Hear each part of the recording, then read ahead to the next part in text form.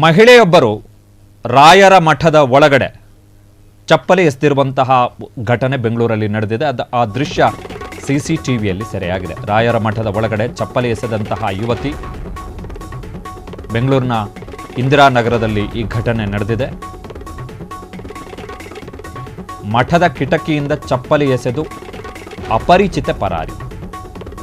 ಸಿಸಿಟಿವಿಯಲ್ಲಿ ಚಪ್ಪಲಿ ಎಸೆದಿರುವಂತಹ ದೃಶ್ಯ ಸೆರೆಯಾಗಿದೆ. ರಾಯರ ಮಠದ ಒಳಗಡೆ ಚಪ್ಪಲಿ ಎಸೆದಂತಹ ಯುವತಿ ಯಾಕೆ ಎಸೆದ್ಲು ಎನ್ನುವಂಥದ್ದು ಈಕೆಯನ್ನು ಬಂಧನ ಮಾಡಿದ ಬಳಿಕ ಗೊತ್ತಾಗುತ್ತೆ.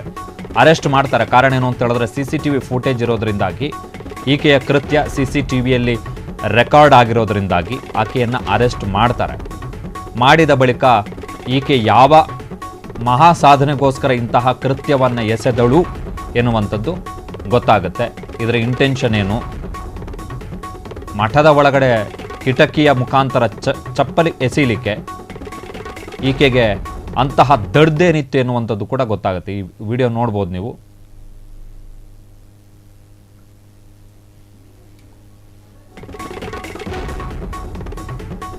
ಬ್ಯಾಗ್ ಹಾಕ್ಕೊಂಡಿದ್ದಾಳೆ,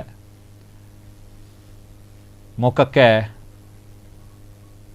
ಶಾಲನ್ನು ಸುತ್ತಕೊಂಡಿದ್ದಾಳೆ. ಸೊ ಇಂಟೆನ್ಷನಲ್ಲಿ ಮಾಡ್ದಂಗಿದೆ. ಅದು 5:18 ಭಾನುವಾರ ಈ ಕೃತ್ಯ ನಡೆದಿರುವಂಥದ್ದು. ಸಿಸಿಟಿವಿಯಲ್ಲಿ ರೆಕಾರ್ಡ್ ಆಗಿದೆ. ಯಾರೂ ಇಲ್ಲದ ಹೊತ್ತಿನಲ್ಲಿ ನಸುಕಿನ ಜಾವದಲ್ಲಿ ಈ ಕೃತ್ಯವನ್ನು ಆಕೆ ಎಸಗಿರುವಂಥದ್ದು.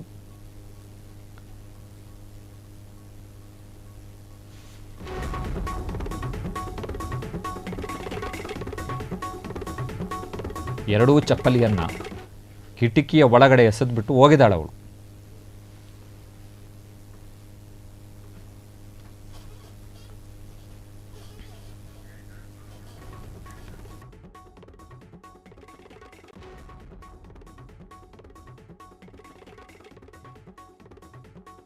ಇಂದಿರಾನಗರದಲ್ಲಿರುವಂತಹ ರಾಯರ ಮಠದಲ್ಲಿ ಈ ಕೃತ್ಯ ನಡೆದಿರುವಂಥದ್ದು. ಸಿಸಿಟಿವಿ ಫುಟೇಜ್ ಲಭ್ಯ ಆಗಿದೆ. ಹಾಗಾಗಿ ಆಕೆಯನ್ನು ಪತ್ತೆ ಹಚ್ಚುವಂಥದ್ದು ಸುಲಭ. ಆಕೆ ಮುಖಕ್ಕೆ ಮತ್ತು ತಲೆಗೆ ಶಾಲನ್ನು ಸುತ್ತಕೊಂಡಿದ್ದಾಳೆ, ಜೊತೆಗೆ ಬ್ಯಾಗ್ ಹಾಕಿದ್ದಾಳೆ.